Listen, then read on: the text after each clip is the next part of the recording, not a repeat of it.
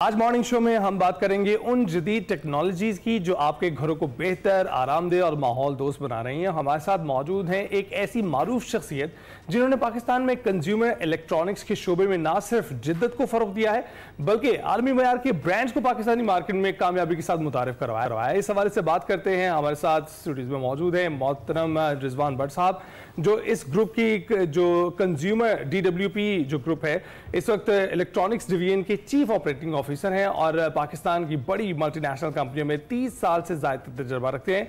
अब जैसे जदीद इको स्टार आप के जो कंज्यूमर इलेक्ट्रॉनिक्स हैं, घरेलू मसनूआत के ब्रांड्स की तौसी के लिए वो काम कर रहे हैं। मजीद इन्हीं से बात करते हैं।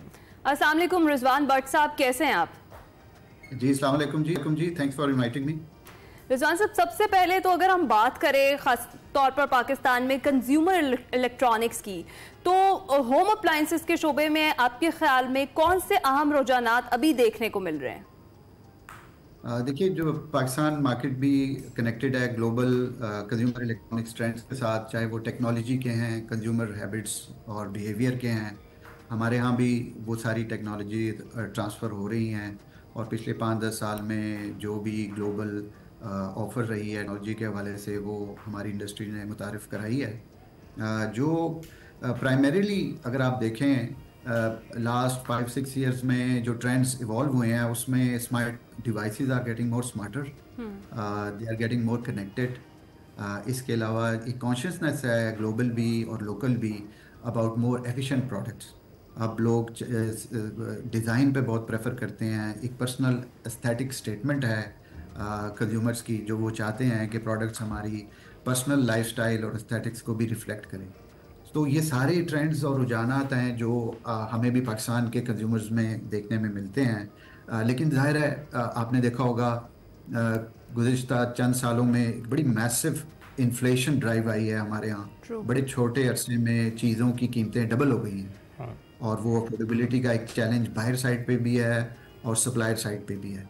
तो इस कॉन्टेक्स्ट में जो की प्रिवेलिंग ट्रेंड्स हैं जो हमारे कंज्यूमर्स के लिए बड़े रेलेवेंट हैं, वो एक तो अफोर्डेबिलिटी है, दूसरा एक बड़ी कॉन्शियस चॉइस है कि आप एनर्जी एफिशिएंट डिवाइसेस की तरफ शिफ्ट किया जाए ताकि आपकी ऑपरेटिंग कॉस्ट कम से कम हो।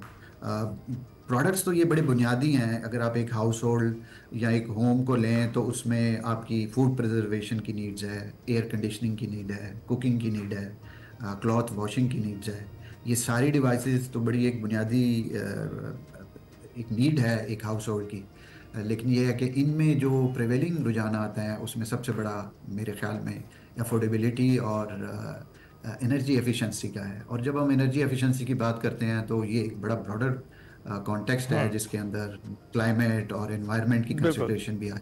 चलेंगे, आपने माहौलियाती असरात की बात तो कर ली है। दीगर अप्लायंसेस तो गैसों का अखराज नहीं करती। अगर हम खासकर एयर कंडीशंस की बात करें तो उसमें गैसेस का इस्तेमाल भी होता है।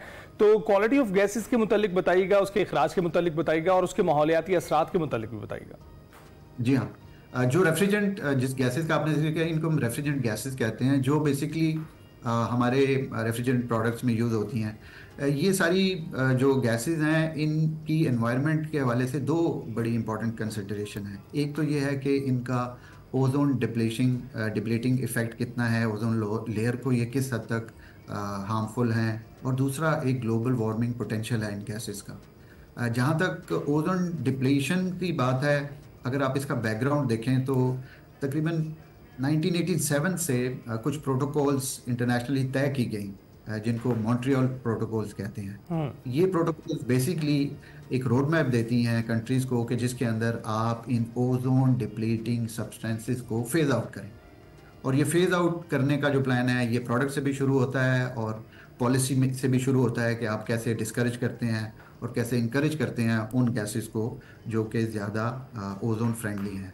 अल्हम्दुलिल्लाह पाकिस्तान में इस वक्त जितनी भी गैसेस यूज़ हो रही हैं अपने रेफ्रिजरेंट प्रोडक्ट्स में, चाहे वो AC है या फ्रिज है, वो सारी ज़ीरो ओजोन डिप्लीटिंग इफेक्ट रखती हैं। दूसरा एस्पेक्ट जो आपने पूछा वो है ग्लोबल वार्मिंग पोटेंशियल का। इस हवाले से भी अगर आप देखें, पाकिस्तान 1992 में इन प्रोटोकॉल्स का सिग्नेटरी बना, गो के हम एज अ कंट्री ना तो ये गैसेस प्रोड्यूस करते हैं ना ही एक्सपोर्ट करते हैं, लेकिन हमारी अपनी डोमेस्टिक नीड के लिए ये गैसेस हम इंपोर्ट करते हैं जो हमारे कंज्यूमर को प्रोडक्ट्स के साथ यूज करनी पड़ती हैं। तो हमारी अपनी कंट्रीब्यूशन ग्लोबली तो उसमें बड़ी बड़ी निग्लिजिबल है, लेकिन ये है कि being as a social citizen, corporate citizen या एज ग्लोबल सिटीजन हमारी कोशिश ये होती है कि हम इसको इनको डिस्करेज करें। ठीक, इसी हवाले से जो गैसेस का ग्लोबल वार्मिंग पोटेंशियल के जो गाइडलाइंस हैं, अगर आप यूरोपियन यूनियन की गाइडलाइंस देखें तो वो तकरीबन कोई 750 ग्लोबल वार्मिंग पोटेंशियल की गाइडलाइंस हैं। पाकिस्तान इटसेल्फ अभी भी इस पोटेंशियल के साथ अलाइंड है और इंशाल्लाह एक 2026 तक we will be 100% compliant in terms of the European standards है। ठीक है। अच्छा रिजवान साहब, एक और चीज़ भी है, मार्केट में T3 एक बड़ी मकबूल इस्तिलाह बन रही है। काइंडली ये बताइएगा ये T1 T2 क्या है और ये उससे किस तरीके से डिफरेंट है T3, इसके हवाले से भी एक्सप्लेन कीजिएगा। देखिए, जब भी कोई प्रोडक्ट बनता है तो वो किसी मार्केट या किसी कंज्यूमर की को सामने रख के बनता है। इसी तरह जब पूरी दुनिया को एक क्लाइमेट जोन में डिवाइड किया जाए, फ्रॉम मार्केटिंग पर्सपेक्टिव में बात कर रहा हूँ, तो उस मुल्क या उस इलाके या उस रीजन के टेम्परेचर्स लिए जाते हैं और उन टेम्परेचर्स के हवाले से उनको जोन्स में डिवाइड किया जाता है।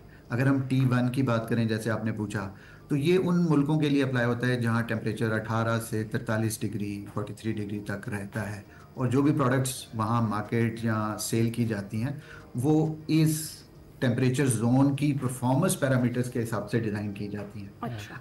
T3 जो एक वर्ड हमारे यहाँ बड़ा मार्केटिंग में कॉमन हो गया है, कंज्यूमर भी प्रेफर करता है, वो हॉटर क्लाइमेट कंट्रीज़ की रेंज है। वहाँ पे टेम्परेचर 21 से 52 डिग्री तक रहते हैं और वहाँ पे जो प्रोडक्ट डिज़ाइन की जाती हैं वो उस टेम्परेचर के मुताबिक डिज़ाइन कर जाती है। अब होता इसमें यह है कि पाकिस्तान फंडामेंटली तो क्लासिफिकेशन के हवाले से T1 क्लास में आता है।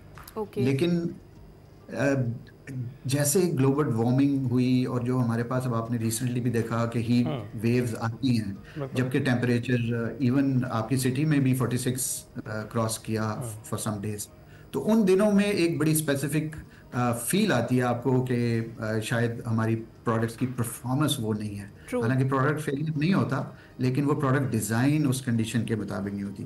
तो इस हवाले से एक आप समझ लें मार्केटिंग वेव बहुत सी कंपनीज चलाती हैं कि आप T3 कंफॉर्मिटी के प्रोडक्ट्स ले लें।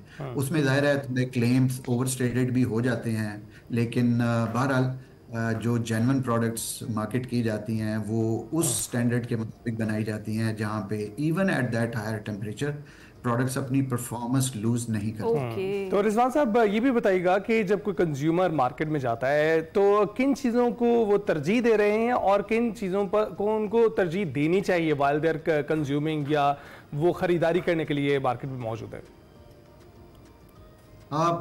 हर प्रोडक्ट्स में डिफरेंट वेरिएशन है, लेकिन अगर हम एयर कंडीशनिंग की बात कर लें, इसका कॉन्टेक्स्ट अभी चल रहा है और आजकल गर्मी के हवाले से रेलेवेंट भी है।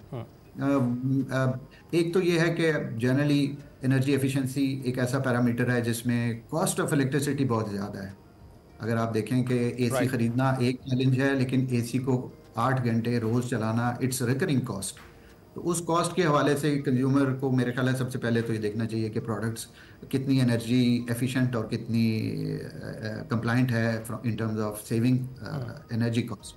दूसरा एस्पेक्ट ये देखना चाहिए कि अगर आपकी फंडामेंटल नीड्स ज़्यादा कूलिंग की है तो फिर आप ऐसे प्रोडक्ट लें जो एक हायर टेम्परेचर के ऊपर परफॉर्म कर रहे हैं। उसमें ज़ाहिर है आपको देखना ये चाहिए कि आप जो प्रोडक्ट ले रहे हैं वो क्लेम के बियॉन्ड स्पेसिफिकेशन क्या है उसकी। मिसाल के तौर पे क्या उसका आउटडोर हीट एक्सचेंज इतना बड़ा है कि वो एक गर्म दिन के अंदर भी एफिशिएंटली कमरे की हीट को बाहर ट्रांसफ़र कर सकता है। इसके अलावा वारंटी देखनी चाहिए। लोकल मैन्युफैक्चरिंग प्रोडक्ट जो मैन्युफैक्चर प्रोडक्ट हैं उनको तरजीह देनी चाहिए, क्योंकि जब एक चीज़ हमारे मुल्क में बनती है तो उसकी आफ्टर सेल्स और वारंटी के बैकअप बहुत बेहतर होता है। और हमें अपनी डोमेस्टिकली प्रोड्यूस्ड होम अप्लायंसेस को वैसे भी इंकरेज करना चाहिए। इसके अलावा आपको बहुत सी अपनी स्पेसिफिक लाइफस्टाइल रिलेटेड नीड देखनी चाहिए। फॉर एग्जांपल आजकल हमारे यहाँ बहुत बड़ा रुझान है कि लोग कलर मैच करते हैं अपने इंटीरियर के साथ प्रोडक्ट। तो वहाँ पे भी आपको थोड़ा सा एक प्रेफरेंस देखनी चाहिए कि एक चीज़ लगी हुई भी परफॉर्म भी अच्छा करे और दिखे भी अच्छा। तो वो एस्थेटिक्स वैल्यू जो है वो भी एक वैल्यू जनरेट करती हैं इन अ लाइफस्टाइल। तो आई थिंक सिर्फ price is one factor, but I think lifestyle related issues हैं, डिज़ाइन है, और जो परफॉर्मेंस पैरामीटर्स जो आपकी पर्सनल नीड है उस वाले से आपको जरूर प्रेफरेंस देनी चाहिए। बिल्कुल, और बड़ा ज़बरदस्त तरीके से, अच्छे तरीके से रिजवान भट्ट साहब आपने एक्सप्लेन कर दिया